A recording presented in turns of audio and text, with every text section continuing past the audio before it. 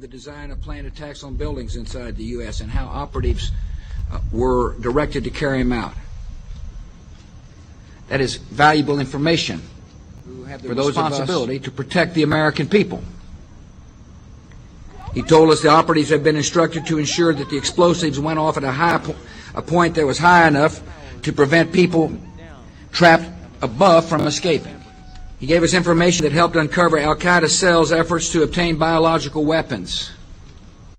This is Building 7, a 47-story skyscraper that fell on the afternoon of September 11th. The government says that fire brought it down. However, 1,500 architects and engineers concluded it was a controlled demolition. Over 6,000 of my fellow service members have given their lives. And thousands of my fellow first responders are dying. I'm not a conspiracy theorist. I'm a structural engineer. I'm a New York City correction officer. I'm an Air Force pilot. I'm a father who lost his son. We're Americans, and we deserve... I lost my husband. My son. My uncle. My nephew. September 11th, 2001. Most people don't know a third tower fell that day. The government says fire brought it down. The collapse of World Trade Center 7 was primarily due to fires. I, along with 1,400 other architects and engineers, have found the government's conclusion to be physically impossible. Impossible. We need the truth about what happened that day. Go to rememberbuilding7.org. Why it fell, why it matters, and what you can do.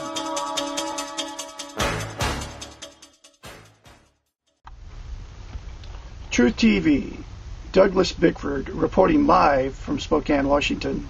My phone number is 360-980-5397 for any of you that want to talk to me. We are being sprayed, folks. The evidence is there. The evidence that you can see with your own eyes is just look up wherever you live in the United States, in any country that you live in. It is happening. It's happening in Mexico. It's happening in Europe. It's happening everywhere. But anyway, the question is, who is spraying us? Because we know what they're spraying us with, which is barium, aluminum, and strontium oxides. Those are just three of the things that we know for sure that they're spraying us, and that's thanks to Michael Murphy and What in the World Are They Spraying? We know why they're spraying us because of Michael Murphy and his documentary, Why in the World Are They Spraying? But now the question is, who is spraying us? So I'm going to try to explain that to you in this video. So I don't know how many parts this is going to be, but this is part one.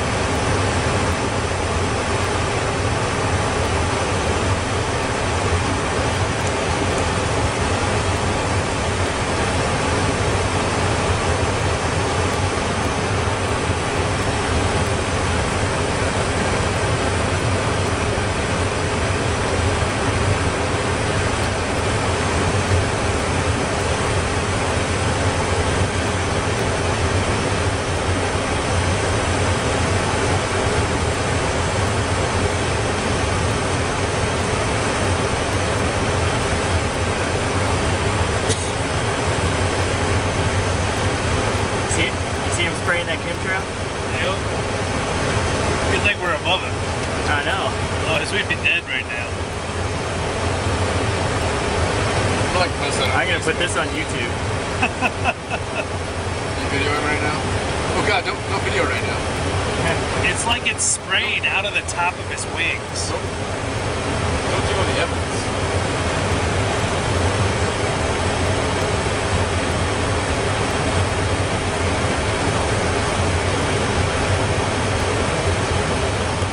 Ladies and gentlemen, to the Monday edition of the Power Hour. Just a little tongue-in-cheek stuff going on there. Anybody living near an airport can relate to that.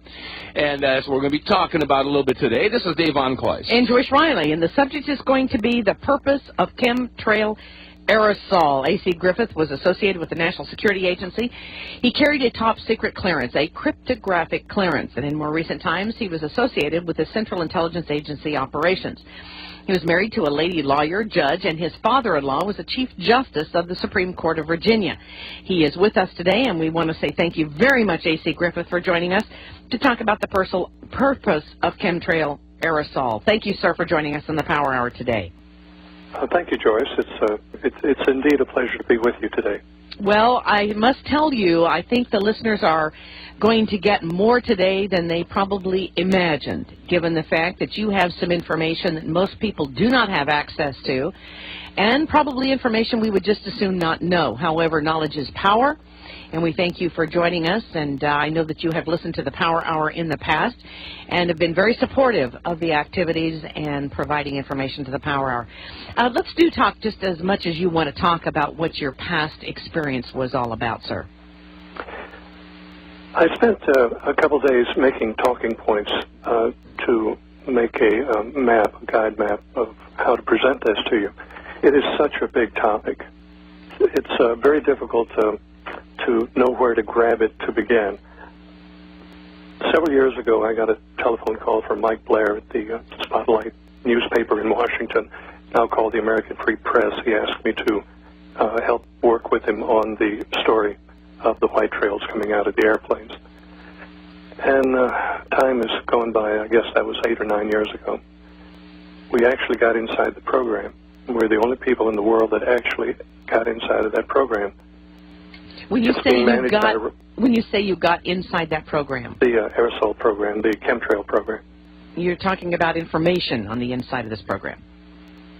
I'm talking about actually getting inside the program at Wright-Patterson Air Force Base where it's being managed. Wow. And we actually got into some of the people that were dissatisfied from within the program, and they divulged a lot of the acronyms and the purpose of the program and so on. And that's the only way that anybody could ever have broken the secrecy of this program. Okay. We know that people have died over this program. People have been hit to keep them quiet. And we know that other things have happened to keep people in this program. One of the key people that designed the aerosol, the barium salt aerosol, was set up by people in the Reagan administration, and he's now sitting in federal penitentiary. They still go to him to ask him questions, but yet he is in the prison. That is a little unnerving, isn't it? Yes, it is, absolutely. That the man that designed the barium salt aerosol is sitting in a prison. Well, it would sort of make sense. Now, before we go any further, let's just define what you believe to be the aerosol crime issue. I mean, just what is this aerosol that we're discussing? I mean, it comes out of aircraft, we believe, or we know, and that is the basis of a program that is set up to not do good to this country, but probably do harm. Now, I remember we had a couple of people on the program recently. You contacted me after that, and you said, Joyce, some of the information was accurate, some of it was inaccurate. But what we do know is there's something in the skies that should not be there. The white trail's not coming out of the engines. It's coming out of aerosol units on the aircraft. In the very beginning, the early days, the aircraft were flying relatively low, 10,000 feet or below, and they were developing the program. They were mostly contract aircraft, mostly CIA aircraft. Now the program has been expanded, and commercial airliners have been outfitted with aerosol units that are controlled through computer systems and satellites to dispense a barium salt mixture. It's a mixture of barium salt, not coming out of the engine. It's coming out of aerosols. And we have checked on information. We do confirm that the name of the project is Project Cloverleaf in the aircraft industry. It is very secretive. It is the most secretive thing I have ever encountered. People have died over this, talking about it.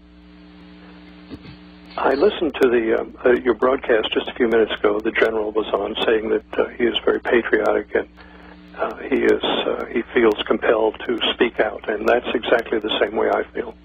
I am very patriotic. I was born before the Second World War. I'm an old guy, and I come from that generation and that mindset. This is my country. And I see my country being dissolved. My country is being destroyed right in front of my eyes. And the people are being hurt. And that's why I consented to be on your radio program today. I know you will remember that you've asked me many times to do this, and I've been very reluctant. But it's time. It's time to speak out and go public with these things. Well, that is correct. I have asked AC to be on this program many, many times, and you do this, I think, with a considerable amount of risk to your own life, do you not? Yes, that's right. So there are people who have lost their lives, people who are now in prison as a result of divulging this information. Now, you were, as you say, very patriotic. You still are very patriotic, and you were doing this out of patriotism, out of love for your country. As I know you are. That's correct. That's correct. You know, Joyce, I'm in Richmond, Virginia, just a few miles from the spot that Patrick Henry stood in 1775. He was talking to Thomas Jefferson, George Washington, George Wythe, and others in St. John's Church. And they were talking about the oppression coming from England at the time. And he was a little put out at them for not deciding a course. And he concluded his speech to them with, "I know not what course others may choose, but as for me, give me liberty or give me death."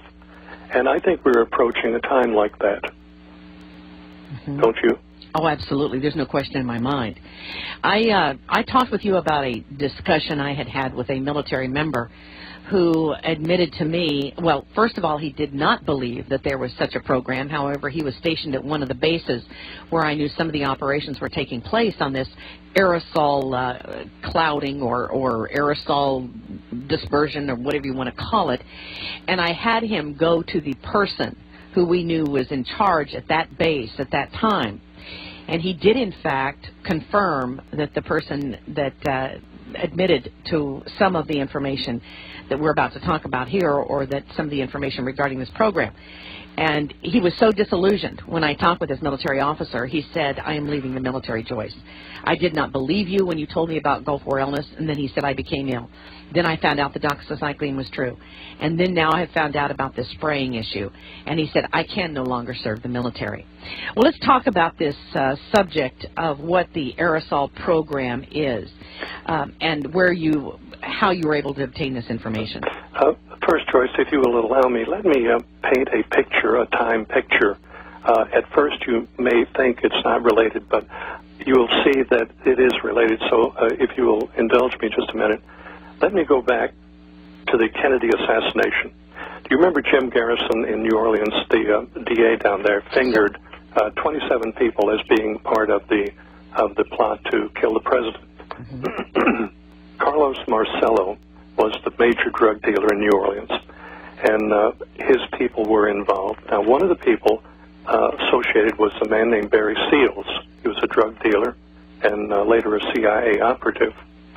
The FBI report on Carlos Marcello, the big drug dealer and underworld character, the FBI report said he made his money selling tomatoes and real estate, and that was the FBI evaluation of the #1 drug dealer. Now, remember Barry Seals. Now, fast forward to the Watergate break-in in 1972. Now, I was at the Watergate. The CIA had a rather large international operation there then they had other foundations under that and so on. By the way, did you know the Catholic Church built the Watergate complex as a real estate?